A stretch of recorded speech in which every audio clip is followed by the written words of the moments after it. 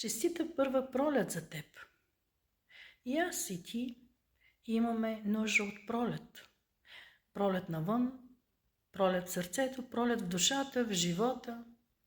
Пролет като възраждане, пролет като събуждане, пролет като ново начало, шанс и възможност.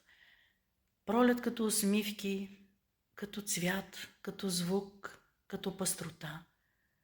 Пролет като събуждане, като утро, утрото на нашия живот.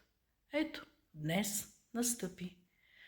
Предстоят ни месеци на утро, на радост, пробуждане, звук и красота. Пролетта е ново начало или събуждане на нещо заспало, нещо, което е чакало своят миг.